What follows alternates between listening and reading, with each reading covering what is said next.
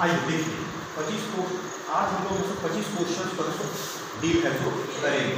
हम लोगों का जो चैप्टर है उसके का राजनीतिक और आर्थिक इतिहास 600 ईसा पूर्व से 600 ईस्वी तक के इतिहास के बीच में जो भी महत्वपूर्ण क्वेश्चंस हैं ऑब्जेक्टिव उसको हम लोग सॉल्व करने का है सो क्वेश्चंस करेंगे। एक एक क्वेश्चन को हम लोग है सो देखेंगे कि क्या उसमें है सो बताया गया है। पहला क्वेश्चन आपका देखिए 16 महाजनपदों का उदय किस साल में हुआ था? ठीक है, 6ठी सदी ईस्वी पूर्व में। ठीक है, महात्मा बुद्ध का जन्म आपका लुम्बिनी नामक गांव में हुआ था। क्षत्रिय थे, जन्म से वो क्षत्रिय थे और वहीं पे लुम्बिनी नामक गांव में जन्म हुआ और उन्होंने अपने धर्म को बहुत ज़्यादा फैलाया। अनुयायियों की संख्या इतनी ज़्यादा बढ़ गई कि उस काल को ही कहा जाने लगा आपको बुद्ध काल। ठीक है, और उसका ठीक है हम लोग बिहार में रह रहे हैं और बिहार में उसका एक जगह है, उस जगह का नाम पता है क्या है? जहाँ पे लोग सब बौद्ध धर्मावलंबी पूजा करने जाते हैं। बोध गया, बोध गया जाते हैं कि नहीं जाते हैं? Yes sir. उसी बोध गया में है सो आपका बुद्ध का है सो आपका एक है सो मंदिर है सो स्तूप है सो बना हुआ है। ठीक है, दूसरा क्वेश्चन है आपका 16 महाजनपदों में सबसे शक्तिशाली कौन शासक था बुद्ध के काल में? ठीक है, पूरे भारतवर्ष में 16 जो आपका है सो बड़ा बड़ा है सो राज्य था। 16 बड़ा बड़ा क्या था? राज्य था। ठीक है, मगध था, अवंती था, वज्जी था, कुरु था, चेती था, पांचाल था, अस्मक था, गांधार था। ठीक है, इस प्रकार 16 जो आपका है सो महाजनपद था और सब में एक शासक था और उनमें से सबसे शक्तिशाली कौन था? मगध। अपना मगध जहाँ पे हम लोग रह रहे हैं, हम लोग कहाँ रह रहे हैं? बिहार में। और बिहार में आपका पटना आपका है सो गया, जहानाबाद, अरवल और बिहार शरीफ, इन क्षेत्रों को मिला करके लगभग क्षेत्रों को कहा जाता था आपका मगध क्षेत्र कहा जाता था। तो यहीं पे इसी को यहाँ के जो शासक थे वो सबसे ताकतवर थे और उन्हें भी बाकी जो 16 जो जनपद है उनको जीत लिया और जीत करके बहुत बड़ा राजधानी है सो बना दिया था। ठीक है, नेक्स्ट है आपका चंपा राजधानी। चंपा जो थी वो किस राज्य की है सो राजधानी थी? 16 महाजनपदों में किस राज्य की आपकी है सो राजधानी थी? ये आप लोग जानते हैं, केवल पता नहीं है। भागलपुर को ही प्राचीन काल में चंपा कहा जाता था, पता है? अच्छा, बिहार शरीफ को प्राचीन काल में क्या कहा जाता था पता है? क्या? बिहार शरीफ के बगल में आपका है सो राजगीर है और वो भारत का है सो राजधानी था। एक समय में भारत का आपका है सो राजगीर है सो राजधानी था। उसी प्रकार चंपा राजधानी किसका था? अंग का, जिसको वर्तमान में क्या कहते हैं? भागलपुर कहते हैं। ठीक है, नेक्स्ट है शिशुपाल है सो किस वंश का है सो राजा था? तो चेदी साम्राज्य का है सो चेदी जनपद का है सो वो राजा था। ठीक है, नेक्स्ट जीवक कौन था? आज के समय में अगर आप लोग बीमार पड़ते हैं तो इलाज कराने कहाँ जाते हैं?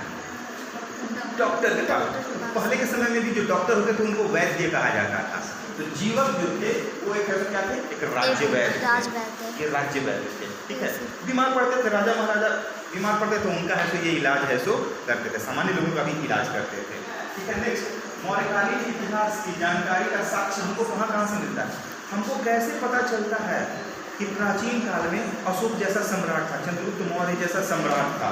कैसे पता चलता है? सबसे पहले आपका लिखा हुआ है, देखिए पुरातात्विक अवशेष, उस समय का जो बिल्डिंग का अवशेष था, जो बड़ा बड़ा महल बना हुआ था, उसका अवशेष तो देखते हैं तो हमको पता चल जाता है कि वो उस समय भी राजमहल था।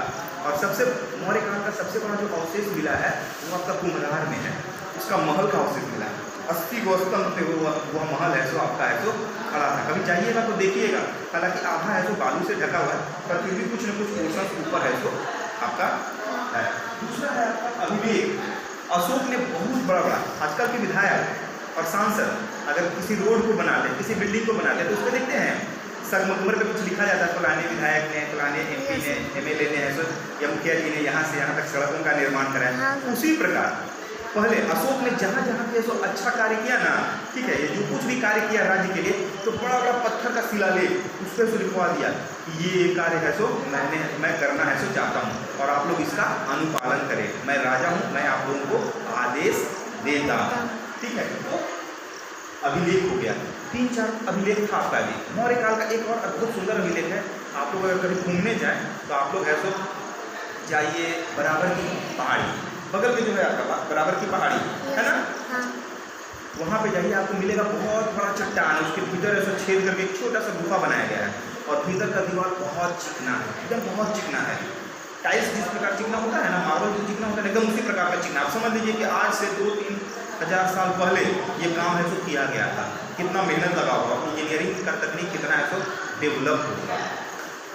तो अभिलेख भी आता है सो गुहा लेख था, स्तंभ लेख था, शिला लेख था, ठीक है। गुहा लेख मीन्स गुफाओं में बना हुआ, स्तंभ लेख मीन्स चौड़ा पट्टी पे ऐसे बना हुआ, शिला लेख मीन्स ब्लैक बोर्ड के आकार का जो बना हुआ आकृति था, बहुत बड़ा बड़ा शिला, उस पर ऐसे लिखा हुआ था आपका पहला अभिलेख, दूसरा अभिलेख, तीसरा अभिलेख, कैसे 15 है ना। इसी प्रकार अशोक का 13वां अभिलेख है जो मिला है लिखा हुआ आपका, ठीक है। नेक्स्ट आपका बिंबिसार महाजनपद की स्थापना, बिंबिसार है जो बिंबिसार ने इस महाजनपद की स्थापना की थी मगध। एक्चुअली कहता है कि बृहद्रथ ने की थी। पौराणिक महाभारत और पुराणों से पता चलता है, ठीक है, हिंदुओं का जो धार्मिक ग्रंथ है महाभारत और पुराण, उससे पता चलता है कि बृहद्रथ ने मगध की स्थापना की थी। पर अगर हम लोग इतिहास के स्टूडेंट हैं तो इतिहास में जब हम लोग देखेंगे तो इतिहास में हमको साक्ष्य मिलता है बिंबिसार, ठीक है। बिंबिसार ने सर्वप्रथम है सो मगध साम्राज्य का है सो मगध महाजनपद का है सो स्थापना है सो किया था, ठीक है। नेक्स्ट है आपका अशोक किस वंश का शासक था? मौर्य वंश। किस वंश का था? मौर्य वंश का था, ठीक है। कहा जाता है कि अशोक मौर्य वंश ने तो मोरों को राष्ट्रीय पक्षी ऐसा माना गया था, ठीक है, इसीलिए उनका नाम है सो आपका है सो मौर्य वंश पड़ा। नेक्स्ट है अशोक का अभिलेख किस भाषा में लिखा गया है? प्राकृत भाषा में, पुरानी भाषा है। अभी हम लोग है सो हिंदी भाषा, हिंदी लिपि कौन सा है? हम लोग जो लिखते हैं वो लिपि कौन सा है? देवनागरी।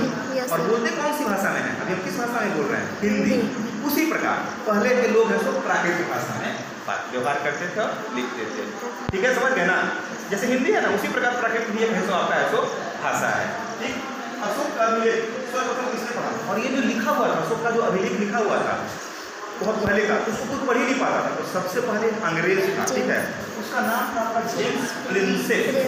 उसी ने सर्वप्रथम ऐसे अशोक के अभिलेख को ऐसे पढ़ा और पढ़ के बताया, देखिए आपके मौर्य काल में एक शासक था और उसने ये काम जैसे किया है और उसने जो काम किया है वो सारा का सारा उसके शिलालेख पे ऐसे लिखा हुआ है, सारा का सारा चीज उसके अभिलेख पे लिखा हुआ है। नेक्स्ट है अशोक ने कलिंग पर विजय प्राप्त, इसका उल्लेख किस शिलालेख में मिलता है? अशोक सबसे पहले है ना जब शासक बना था तो वो पूरी दुनिया को तो जीत लेना चाहता था, ठीक है, पूरे भारतवर्ष को जीत लेना चाहता था और इस क्रम में वो युद्ध करता है और इस क्रम में वो है उड़ीसा, इसको पहले उसका नाम कलिंग था, उस पर से हमला करता है और उसको जीत लेता है, ठीक है।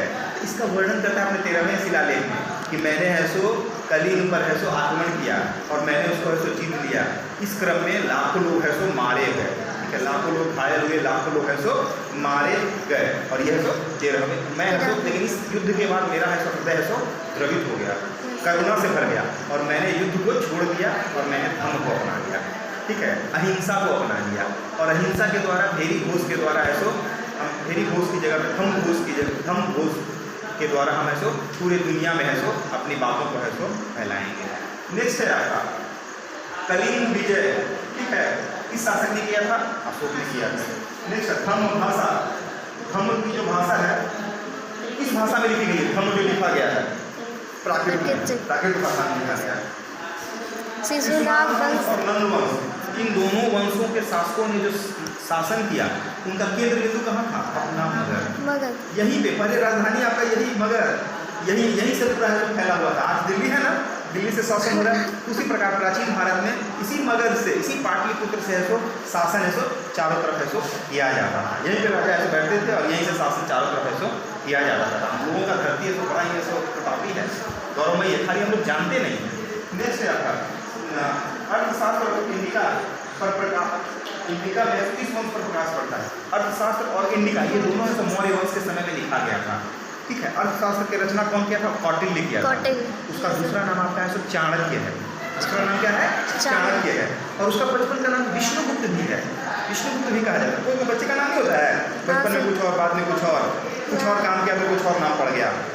तो उसी प्रकार है सो जैसे कि अबुल कलाम आजाद को मिसाइल मैन के नाम से नहीं जाना जाता है, मिसाइल का निर्माण किया है भारत में, उसी प्रकार है सो चाणक्य ने है सो मौर्य वंश में है सो एक किताब की रचना की और उस किताब का नाम है अर्थशास्त्र। अर्थशास्त्र। ठीक है। Yes sir. इंडिका मौर्य वंश में ही है सो आपका है सो मेगास्थनीज है सो आता है। इसका भी बड़ा इंटरेस्टिंग कहानी है कि चंद्रगुप्त मौर्य और सेल्यूकस के बीच सेना के बीच में लड़ाई होता है, ठीक है, और उसमें सेल्यूकस पराजित होता है तो अपनी बेटी का शादी, ठीक है, अपनी बेटी हेलेनिका का शादी है सो आपका है सो कर देता है चंद्रगुप्त मौर्य से। लेकिन उसकी बेटी तो यूनान की थी, उसको तो आता नहीं था यहाँ का भाषा, तो एक द्विभाषी के रूप में मेगास्थनीज, एक राजदूत के रूप में मेगास्थनीज आता है, ठीक है, और आता है यहाँ पे और आकर के यहाँ पे सो एक किताब की रचना करता है और उस किताब का नाम क्या है? इंडिका। इंडिका से लगता है कि कुछ इंडिया टाइप का लगता है कि नहीं लगता है? इंडिका। तो इस किताब की रचना किसने की है? मेगास्थनीज ने। और इस किताब की रचना किसने की है? चाणक्य ने की है, ठीक है। और इन दोनों किताबों से किसके विषय में जानकारी मिलता है? मौर्य वंश के विषय में हमको है सो जानकारी मिलता है। तो अभी हम लोगों ने है सो 15 क्वेश्चन है सो किया है, फिर थोड़ी देर बाद हम लोग 15 और क्वेश्चन को डील करेंगे। कुछ और इसके विषय में आप लोग है सो जानना चाहेंगे?